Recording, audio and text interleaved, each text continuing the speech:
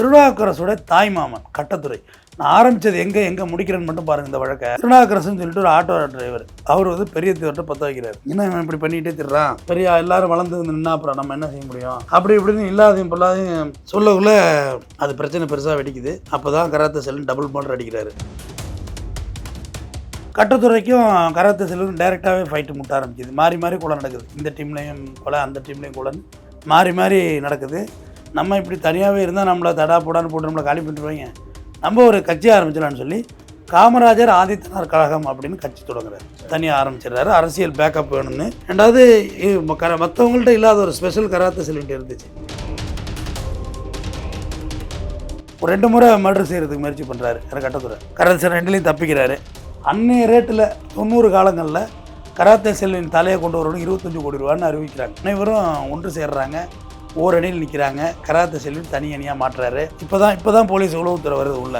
Railway crossing அந்த பக்கத்தில் வந்து கட்டத்துறை டீம் தயாராக இருக்காங்க. பாம் அடிக்கிறாங்க. பாம் அடித்து அவர் வண்டி மேலே அடித்தோன்னா வண்டி நில குலையுது. நில குலைஞ்சோன்னா அந்த வழக்கில் வந்து பார்த்திங்கன்னா ஸ்ரீவைகுண்டம் சுரேஷ், மட்ட மாடசாமி, செல்லத்துறை மற்றும் 18 பேர் அதில் அக்யூஸ் ஆகுறாங்க. டேவிட் ஈரலப்பன் 2 பேரும் ஸ்பாட் அவுட் ஆகுறாங்க. கராத்தே செல்வன் உயிர் இழக்கலை. உயிர் இருக்குது. உயிர் இழந்தோன்னே வெளில வந்து வண்டி விட்டு செதறி கிடக்கிறாரு. அப்போ கட்டத்துறை அவர்கள் நேரடியாக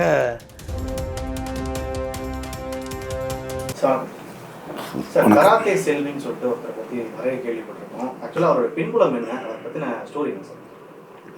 கராத்தே செல்வன் அவருடைய இயற்பெயர் டேவிட் செல்வன். அவர் வந்து 1990 காலகட்டங்களில் வந்து கன்னியாகுமரி, தூத்துக்குடி இந்த காலங்களில் வெங்கடேச பண்ணையார், பசுபதி பாண்டியன் இப்படி ஒரு பெரிய நெட்வொர்க்கு அந்த காலங்களில் செயல்பட்ட காலங்களில் இவரும் அந்த சமகாலத்தில் பயணித்தவர். கராத்தே செல்வன் பார்த்திங்கன்னா கன்னியாகுமரி மாவட்டம் மண்டைக்காட்டில் 1962 பிறக்கிறார் அவர். பட் அவர் பள்ளி படிப்பு சரியாக வரல அவருக்கு. அப்போ இந்த கராத்தேங்கிறது அவர் கராத்தே தெரிஞ்சது விட்டு அவர் பேர் கராத்தே செல்வன். டேவிட் செல்வனில் டேவிட் எடுத்துகிட்டு கராத்தே உள்ள வச்சா கராத்தே செல்வன். அடிமுறை கலையெல்லாம் அவருக்கு பயங்கரமான அதில் எக்ஸ்பர்ட் அவர். அந்த மாதிரி அவர் வாழ்ந்திருக்காரு. நல்லா வீரனாக சண்டை போடுறது, பிளாக் பெல்ட் இப்படி எடுத்திருக்காங்க. எழுத படிக்க தான் அவருக்கு தெரிஞ்சிருக்கு. அந்த அளவு தான் அவருடைய எஜுகேஷன் நாலேஜ். அப்புறம் அந்த குடும்பம் என்ன செய்கிறாங்க, அங்கேருந்து அப்போ வந்து குடும்பமாக பிழைப்பு தேடி வேறு மாவட்டங்களுக்கு போனதெல்லாம் அதிகரிச்சு இன்றைக்கும் நடந்துக்கிட்டு தான் இருக்குது சொந்த ஊர்களில். அப்போ அவங்க வந்து செட்டில் ஆகுறாங்க. எங்கே வந்துன்னா திருநெல்வேலியில் வந்து பெருமாள்புரம்ங்கிற பகுதியில் வந்து செட்டில் ஆகுறாங்க. அங்கே வந்து பெரிய தேவர்னு ஒருத்தர் அவர் மண்டியில் வந்து மூட்டை தூக்கும் தொழிலாளியாக கராத்தே செல்வன் தன்னுடைய வாழ்நிலையை ஆரம்பிக்கிறார். கோழியருள்னு சொல்லிட்டு இப்போ ஒரு செய்தியெல்லாம் வந்தது, காவல்துறை தேடுது அப்படின்னு சொல்லி. கோழியர்களோட அண்ணனுக்கு தான் இவர் ஃப்ரெண்டு, கோழிக்காரர்களுக்கும் இவர் நல்ல நண்பராகிடுறாரு. 2 பேரும் சேர்ந்து நல்லா இருக்காங்க. பொதுவாக வந்து சிறு வயது முதலே இந்த அடைமுறை கல்வி, கராத்தே இதெல்லாம் தெரிஞ்சவங்க பார்த்திங்கன்னா ஒரு அநீதியை தட்டி கேட்குற ஒரு லீடர்ஷிப் எப்பயுமே தற்காப்பு கலை உள்ளவங்க வந்து யாரும் பயட மாட்டாங்கல்ல. ஏன்னா ஒரு கான்ஃபிடென்ட் லெவல் அதிகரிக்கும். அதுதான் ஜிம்முக்கெல்லாம் போகிறது. நம்ம சின்ன சிலம்பங்களாமும் தெரிஞ்சிங்கன்னா ஒரு மன உறுதிக்காண்டி போக்குள்ள இவர் சாதாரண கூலி தொழிலாளி தான் இவர். அப்போ மார்க்கெட்டில் வந்து வசூல் பண்ணுறது இந்த நம்ம படத்தில் தான் பார்த்துட்ருப்போம். மார்க்கெட்டில் வசூல் பண்ணுறது, மாமூல் வசூல் பண்ணுறது அது நடந்துக்கிட்டு இருக்கு. ஒரு பாட்டிக்கிட்ட பிரச்சனை பண்ணிகிட்டு இருக்காங்க. இவர் அந்த வழியாக போகிறாரு. போனோன்னே ஏன்டா அதான் போய் தேவையில்லாமல் பண்ணுறீங்கன்னு சொன்னோன்னே பிரச்சனை வெடிக்குது. இவர் அட்டாக் பண்ண வர்றாங்க. சும்மா அப்படியே சுற்றி சொல்லட்டி ஒரு 10 பேரை 20 பேருக்கு மேலே அப்படி ஏரில் பறக்க விட்றதுன்னு சொல்லுவாங்கள்ல, சொல்லட்டினோடனே ஏரில் பறக்க விட்டா எப்படி இருக்கும், திடீர்னு ஒரு பெரிய கும்பலை. அப்போ இவர் வந்து ஒரு கதாநாயகன் போல் அவங்க பார்க்க ஆரம்பிச்சிட்டாங்க. பாஷா மாதிரி பாஷாவாக உருவெடுக்கிறாரு. அப்புறம் சின்ன சின்ன அதாவது அநீதிகளுக்கெல்லாம் தட்டி கேட்க ஆரம்பிக்கிறாரு. அவருடைய வாழ்நிலை அப்படியே ஜனி டேக் ஆஃப் ஆகுது. மாமூல் கந்து வெட்டி கடுமையான எதிர்ப்பு தெரிவிச்சிருக்காரு. ஏன்னா நான் எல்லாரை பற்றியும் பேசுகிறேன், யாரையும் வந்து ப்ரமோஷன் பண்ணி பேசலை. ஆனால் எல்லாருமே வந்து ஒரு அடிதடியில் போக்குள்ள அந்த பேர் வந்து மாறி போகுது. நிறைய பேர் வந்து அகிம்சை முறை ஒவ்வொரு விதமான ஒரு முன்னெடுப்புகளை வந்து தொடரும் போது ஒரு செட் ஆஃப் பீப்புள் வந்து வன்முறைன்ற ஒரு பக்கம் வந்து திரும்புறாங்க. ஆமா, அவங்களோட நோக்க எண்ணமும் வந்து அநீதிக்கு எதிராக இருந்தாலும் அவங்க தேர்ந்தெடுத்த பாதை தான் வந்து மாறி போச்சுன்னு அப்படின்னு நினைக்கிறேன். இல்லை, அது இங்கே நிறைய பேர் இளைஞர்கள் கத்தி எடுத்து இப்போ வெட்டிட்டுலாம் சாத்திருக்காங்க. கொஞ்சம் அதை வேறு மாதிரி டேக் ஆஃப் பண்ணியிருந்தாக்க நின்று நிதானித்து பெரிய புரட்சியாளனாக வாழ்ந்துருக்கலாம். எந்த தலைவர்களும் கத்தி எடுத்து வெட்டுன்னு யாரும் சொல்லிக் கொடுக்கல. போராடி தான் வெற்றி பெற முடியும். கத்தி எடுக்கிறது டெம்ப்ரவரி தானே அது. அப்புறம் கராத்தே செல்வன் வந்துடுறாரு. ஜிம் ஒன்று சின்ன லெவலில் ரெடி பண்ணி உள்ள இளைஞர்களெல்லாம் பயிற்சி கொடுக்குறாரு, உடற்பயிற்சி கொடுக்குறாரு. கராத்தே செல்வனோட சாம்ராஜ்யம் நட்பு வட்டாரத்தில் விரிய ஆரம்பிக்குது. பொதுவாகவே ஒரு ஹீரோவை எல்லாருக்கும் பிடிக்கும், எல்லாருக்குமே பிடிக்கும், அந்த மாதிரி இருக்கவங்களாம் பிடிக்கும். மண்டியில் வேலை செய்கிறவங்களுக்கு ஏதாவது சின்ன சின்ன பிரச்சனை வந்தால் அவர் சின்ன சின்ன பஞ்சாயத்து பண்ண ஆரம்பிக்கிறாரு. இதனால் பெரிய தேவருக்கும் இவருக்கும் சின்ன கான்ட்ரவர்சி வருது. என்னடா நம்மள்கிட்ட வேலை பார்த்துட்டு இருக்காரு, நம்மள்கிட்ட வேலை பார்த்துட்டு நம்மள்கிட்ட கூலி வாங்குறவன் வந்து நம்ம மண்டியிலே பஞ்சாயத்து பண்ணுற அளவுக்கு ஆகிப்போச்சே அப்படின்னு ஒரு சின்ன வருது, ஒரு சின்ன ஊழல் உருவாகுது, பிரச்சனை உருவாகுது. அப்புறம் இன்னொன்று அவர் வாட்ச் பண்ணார், குறிப்பிட்ட சமுதாயம் மட்டும்தான் இங்கே பாதிக்கப்பட்டிருக்கு, மற்றவெல்லாம் அவங்க நல்லா இருக்காங்கிற மாதிரி இவரோட வளர்ச்சி விதத்தில் போயிட்டுருக்கு. அதில் வந்து திருநாவுக்கரசுன்னு சொல்லிட்டு ஒரு ஆட்டோ டிரைவர், அவர் வந்து பெரிய தேவர்கிட்ட பற்ற வைக்கிறார். என்ன இவன் இப்படி பண்ணிகிட்டே திடுறான், செயல்கள் இப்படி போகுது, இப்படி போனால் அப்புறம் நாளை பின்னா அப்புறம் பெரிய எல்லோரும் வளர்ந்து வந்து நின்னா அப்புறம் நம்ம என்ன செய்ய முடியும், அப்படி இப்படின்னு இல்லாதையும் பொல்லாதையும் அவருடைய ஆங்கிளில் அவரோட ஆஸ்பெக்டில் அவர் சொல்கிறாரு. சொல்லக்குள்ள அது பிரச்சனை பெருசாக வெடிக்குது. அப்போ தான் கராத்தே செல்வன் டபுள் மர்டர் அடிக்கிறாரு. டபுள் மர்டர் அடித்தது தான் முதல் சிறைவாசம், ஜெயிலுக்கு போகிறாரு. ஆமாம், கராத்தே செல்வன் போயிட்டு வந்தோடனே அந்த ஜெயில் பயம்லாம் அறவே இவருக்கு சுத்தமாக போயிடுது. ஒரு வாட்டி ஜெயிலுக்கு போகிறது தான் அப்புறம் என்ன இருக்குது.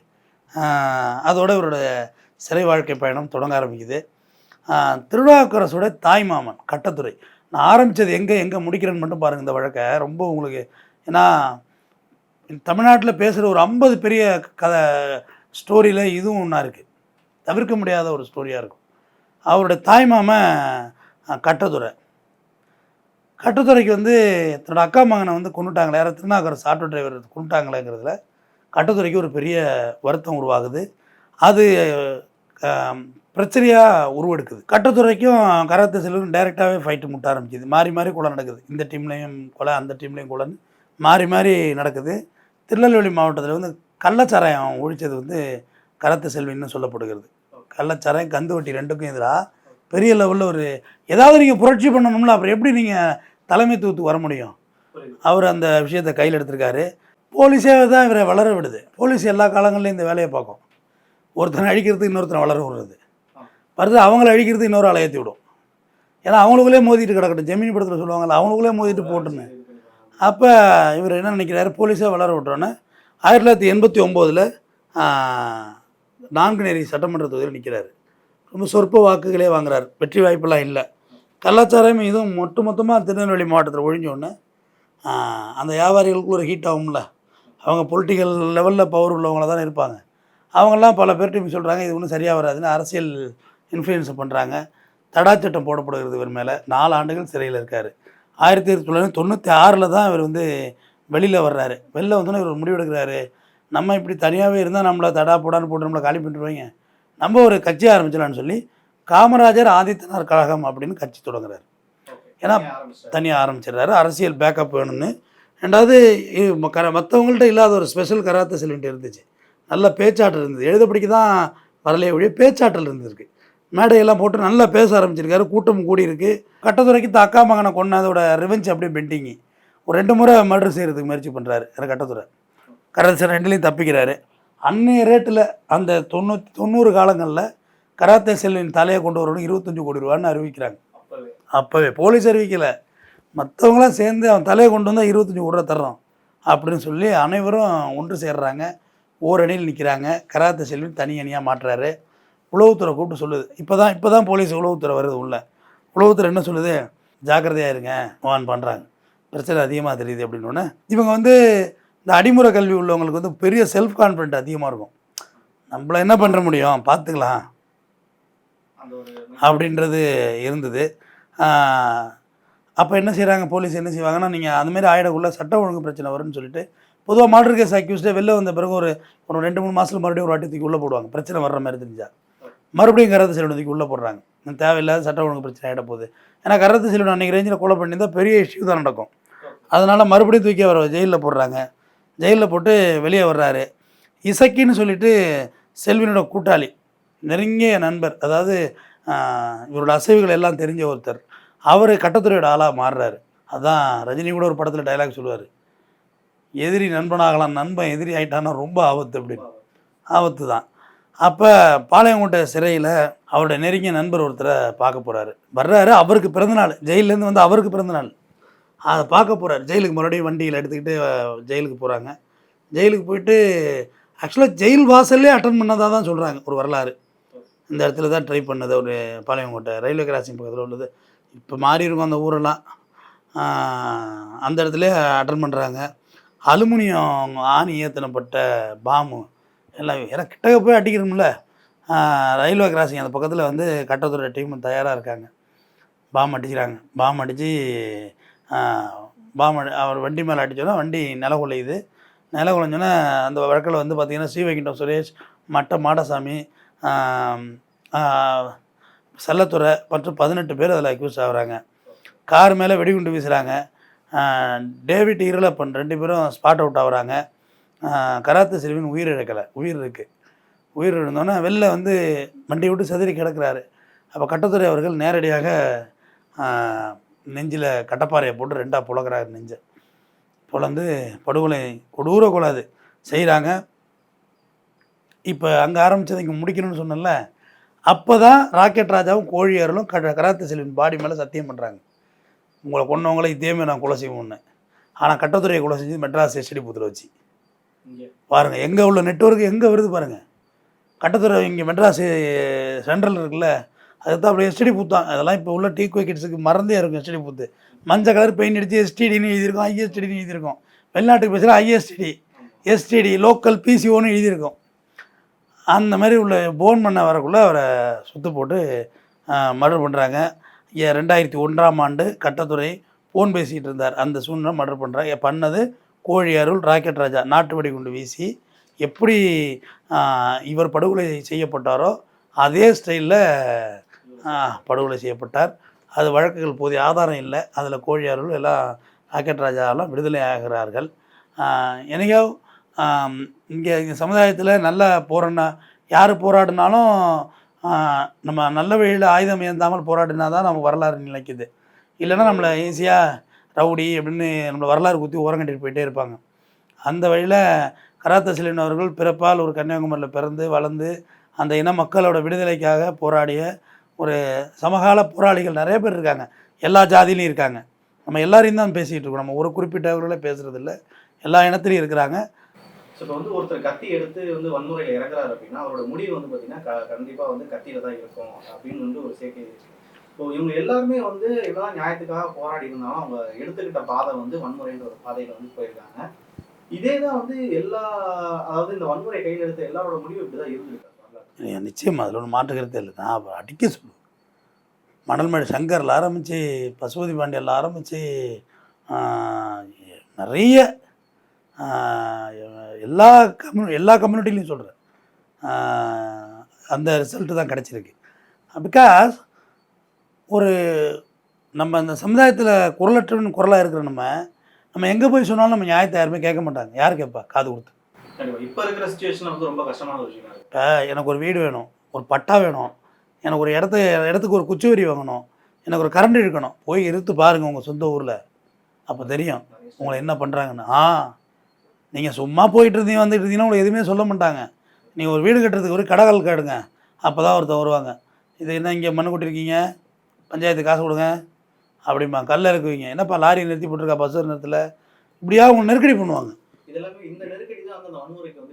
வெறியாயிடுறது தான் ஒரு கட்டத்துக்கு மேலே. என்னடா எவ்வளோ நாள் தான் நம்மளும் இப்படியே இருக்கிறது அப்படின்ற ஒரு எண்ணம் வந்துடும். ஆக்சுவலாக அது வரக்கூடாது. முடிஞ்ச அளவு நம்ம அகிம்சையில் தான் போராடணும். ஏன்னா மகாத்மா காந்திக்கு இருக்கிற வரலாறு வேறு யாருக்குமே சுதந்திர போராட்ட வரலாறுல இல்லை. இப்போ பகத்சிங்காக இருக்கட்டும், சுகுதேவ், ராஜகுரு, இவங்கெல்லாம் வந்து வரலாற்று படிக்கிறதுக்கு நமக்கு நல்லா இருக்கு, நான் இல்லைன்னு சொல்லலை.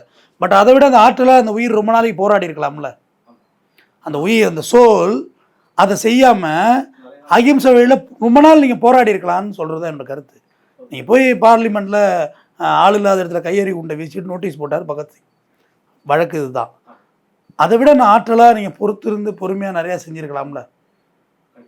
ஜென்ரல் ஓட்டயரை போய் யுத்தம் சிங் போய் சுடுறாரு, நீந்தி போய் கடல் வழியாகவே பல ஆண்டுகள் ட்ராவல் பண்ணி போய். ஆனால் அப்போ ஒரு பெராலிஸ் அட்டாக் வந்து கிடந்தார் ஓட்டயர். What use? ஒன்றுமே இல்லை. ஜென்ரல் ஓட்டயர் செய்து அயோக்கியத்தனம். ஆனால் என்ன யூஸ் ஆச்சு அங்கே? நம்ம அதுக்காக பிறந்திருக்கோம், பாதியில் சாவறதுக்காக பிறந்திருக்கோம். நின்று தாராளமாக புரட்சி செய்வோம், உண்ணாவிரதம் இருப்போம், கலெக்டர் ஆஃபீஸ் போய் முட்டுக்கை விடுவோம், கலெக்டர் வாசலில் உட்காந்து உண்ணாவிரதம் இருப்போம், செக்ரட்டரியேட் வாசலில் உண்ணாவிரதம் இருப்போம். சாப்பிடாம இருக்கேன், நான் எதுவும் செய்யலப்போ ஒன்று. மகாத்மா காந்தி என்ன செஞ்சார்? நான் சாப்பிட்லப்போ வெள்ளைக்காரா ஒன்று ஒன்றுமே சொல்லலையே, நான் சாப்பிட மாட்டேன், பசி கிடந்து சாப்பிட போகிறேன்னு அவன் பயந்துட்டான். அவன் ஏன்னா இப்படி இருக்கானுவன், ஏன்னா அவன் கரெக்டாக சாப்பிட்றவன் இப்படி இருக்கான், தன் உயிரை மாயத்துக்கிறேங்கிறான் பட்னியாக இருந்து. அப்போ தான் பயம் அந்த வருது. இப்போ சமீபத்தில் படுகொலை செய்யப்பட்ட லிஸ்ட்டில் இந்த தீபக் ராஜா, இப்படி ஏகப்பட்ட லிஸ்ட் இருக்குது, முத்துமனம், இப்படி ஒரு எல்லா கம்யூனிட்டிலையும் வச்சுங்க பட்டு நிறைய பேர். இந்த நிறைய பேரோட இறப்பு நான் விரும்பவே இல்லை. இது அதுக்கு அவசியமே இல்லாதது. அதோட நிதானமாக புரட்சி செய்யலாமே.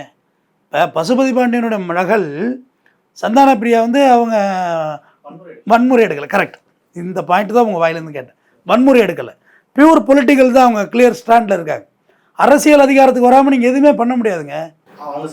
பசுபதி பாண்டியனா இருக்கட்டும், அவங்கலாம் செய்த தவிர அந்த பொலிட்டிக்கல் சைடு வந்து பொலிட்டிக்கல் ஸ்ட்ராங் ஆகலைங்க. பொலிட்டிக்கல் ஸ்ட்ராங்கு தாங்க பெரிய அரசியல். எந்த கட்சியாக இருந்தாலும் சரிங்க, நீங்கள் ஏதோ ஒரு கட்சியில் இருந்தால் உங்களுக்கு பக்காவான சேஃப்டி இருக்கும். உங்களுக்கு பின்னாடி அந்த கட்சி இருக்குது, உங்களுக்கு வேறு ஆள் கிடையாது. நீங்கள் அதை அவங்க அந்த ஸ்டாண்ட் பண்ணவே இல்லை. அவங்க இப்போ கராத்தே செல்வின் தனக்கு தானே கட்சி ஆரம்பித்தார். ஆனால் ஏதாவது ஒரு கட்சியில் சேர்ந்துருந்தால் அது நடந்திருக்குமானா நடந்திருக்காது. ஆமாம், இப்போ பையன் பழனிபாபா இருக்கார்ல, எம்ஜிஆரோட இருந்தார், கலைஞரோட இருந்தார், பாமக எல்லாருக்கும் அவர் பேசி கொடுத்தாரு அரசியல். ஆனால் அவர் ஒரு ஸ்ட்ராங்கான கட்சியில் ஒரு எம்எல்ஏ ஆகிகள் அவர் இருந்தார். ஆனால் அவர் வேணாண்டா எல்லாம் துரோகம் தாண்டா பண்ணுறான் கடைசா இஸ்லாமியனுக்குன்னு அவரோட ஐயா வந்து நம்ம அலுவலகத்திலே பெரிய ஃபோட்டோ ஐயாவோட ஃபோட்டோ தான். ஆனால் அந்த சூழலில் அவர் ஏதோ ஒரு கட்சியில் எம்எல்ஏ இருந்திருந்தா அவர் சட்டமன்றத்தில் குரல் ஒலிச்சிருக்கும்ல. இப்போ திருமாவளவனை கூட சொல்லுவாங்க, எனக்கு நான் இன்றைக்கி சொல்கிறேன், நான் பெரிதும் மதிக்கும் பேச்சாளர்ல திருமாவளவன் ஒருத்தர். நான் சில பேச்சாளர் வச்சுருப்பேன், பழனிபாபா, திருமாவளவன், இப்படி சில பேச்சாளர்லாம் இருக்கிறாங்க, வைகோ, இவங்க பேசலாம் கேட்டு பாருங்களேன். அவ்வளோ அறிவார்ந்த ஒரு இன்டெலெக்சுவல். கலைஞர் கருணாநிதியோட ஸ்பீச், அறிஞர் அண்ணாவோட ஸ்பீச், இதெல்லாம் உங்களுக்கு நல்லா புரியுங்க. ஒரு ப்ராக்டிக்கல் யதார்த்தம் இருக்கும். ஆமாம், அள்ளி விடுறதுலாம் இல்லை. அப்போ திருமாவளவன்ட்ட வந்து திமுகவில் போய் ஒரு நக்கி பொழிச்சு சீட்டு வாங்குறாரு, அது இதுன்னு எழுதுகிறான். தயவுசெய்து அப்படிலாம் எழுதாதீங்க. அவர் சொல்கிற ஒரு ஸ்டாண்டு, என் குரல் பார்லிமெண்ட்டில் ஒழிக்க வேண்டாமா? அல்டிமேட் அதுதானே. பார்லிமெண்ட்டுக்கு போய் தான் ஒழிக்க. டெல்லியில் போய் திருமாவளவனோட குரல் ஒழிக்குதுங்க. சட்டமன்றத்தில் வந்து ஒரு ஒடுக்கப்பட்ட சமுதாயத்தோட குரல் ஒழிக்குது. இந்த ஸ்டாண்டை பழனிபாபா எடுத்துருந்துருக்கணும். இறந்துட்டார், ஐயா இறந்துட்டார். இப்போ நம்ம அதை டிஸ்கஸ் பண்ணுறதுக்கு ஒன்றுமே இல்லை. பட் அந்த ஸ்டாண்டுக்காவது நீங்கள் ஆள் அனுப்பியிருக்கணும், ஆள் ரெடி பண்ணி நினைக்கணும். நான் இதை வந்து மேதகு தேசிய தலைவர் பிரபாகரனுடைய வாழ்வியல்லையே ஐயாவை பற்றி பேசுகிறதுக்கெல்லாம் நமக்கு வயசும் இல்லை, தகுதியும் இல்லை. ஆனால் அவருக்கு அந்த ப்ரீத்திங் பீரியட் இருந்தப்போ ஒரு சமாதானம் பேசியிருந்துருக்கணும்.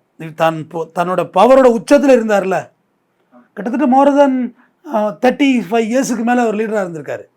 35 இயர்ஸ் போராடிய ஒரு மனுஷன் இருந்திருக்கான். அந்த இடையில வந்து ஒரு பீக்கில் இருந்தாங்கல்ல, அப்போ சமாதானம் பேசியிருந்திருக்கணும். அப்போ மற்ற நாடுகளோட அனுசரித்து போயிருந்திருக்கணும். போயிருந்தால் இந்த சூழல் உருவாகிருக்காது. தனி மாகாணம் தரேன்னு சொன்னப்போ வாங்கியிருந்துருக்கணும். அதில் ஒரு பெரிய ப்ராஃபிட் இல்லைங்கிறத அவர் உணர்ந்தார். ஆனால் எதுவுமே இல்லாததுக்கு நிற்கிறதுக்கு ஒரு மண் திட்டு கொடுக்குற, அப்போ மண் திட்டுலேருந்து தான் நீங்கள் சண்டை போடணும். கடலில் தம்பி நீங்கள் நீந்திக்கிட்டே போகிறீங்க, இடையில ஒரு மண் திட்டு இருக்குது, கொஞ்ச நேரம் என்ன பிரீத் பண்ணிவிட்டு மறுபடியும் இறங்கி நீந்தலாம்ல. இல்லை இந்த சின்ன மண் திட்டு வேண்டாம், எனக்கு பெரிய பரப்பளவு வேணும்னா நீந்துறதுக்கு தெம்பு இல்லாமல் போயிட்டுல. கடைசி நேரம் 2009 கூடி நின்று அடித்தப்போ ஒன்றும் சமாளிக்க முடியல. இல்லை, உலக நாடுகளை சொல்கிறேன், சமாதானம் தான் தம்பி எல்லா இடத்துலையும் ஜெயிக்கும். இப்போ ஈரானாக இருக்கட்டும், இஸ்ரேலாக இருக்கட்டும், இங்கிட்ட உக்ரைனாக இருக்கட்டும், எல்லாம் நின்று வேடிக்கை பார்க்குறான். எவன் வீட்லேயே சாவுது. நமக்கு என்ன? அப்படி தானே. நம்ம தலையில் போட்டால் தெரியும், தட்டியன்னு பாம்பு போட்டால் இப்போ தீபாவளி பட்டாச்சு மாதிரி போகுதுங்க. இங்கிட்டும் அங்கிட்டும் வயிற்றை பற்றி எரியுது, பச்சை பிள்ளைங்களா சாவுதுங்க. அதனால் நம்ம வந்து இந்த உயிர் இருக்குல்ல, இந்த உயிர் இன்னும் போராடி இருந்திருக்கலாங்கிறது என்னோடய கருத்து. கொஞ்ச நாள் இழுத்து நான் என்னுடைய சகோதரர்களுக்கு அதான் நான் சொல்கிறேன். போராட்ட வடிவம்னு ஒன்று இருக்குது, அது ரொம்ப முக்கியம். அது துப்பாக்கி வடிவிலையோ அல்லது கத்தி வடிவிலையோ வன்முறை வடிவிலையோ இருந்தால் ரிசல்ட் இப்படி ஆகிடும். எவ்வளோ நாளைக்கு தாங்க நம்மளும் பயந்தே இருக்க முடியும்? நம்மளை எப்போ இருந்தாலும் போடுவாங்கன்னு ஒரு ரிசல்ட் இருந்துக்கிட்டு இருந்தால், நம்மளை போடுறதுக்குன்னே ஒரு குரூப்பு ட்ரை பண்ணிகிட்டு இருக்கு, நம்மளை காப்பாற்றுறதுக்கு நம்ம கூட உள்ளவங்க ட்ரை பண்ணிக்கிட்டே இருக்காங்க. அது ரொம்ப கஷ்டம் இல்லை. அது அதை விட நின்று போராடணுங்கிறது தான் என்னோடய கருத்து. ஆனால் ஒரு ஒடுக்கப்பட்ட சமுதாயத்துலேருந்து வரக்குள்ளே அவன் குரல் எங்கேயுமே கேட்காத போது வெட்டினா கேட்குமா அப்படின்னு இறுதிக்கட்டமாக அந்த முடிவு எடுத்துடுறாங்கன்னு தான் என்னோடய பார்வை. நன்றி.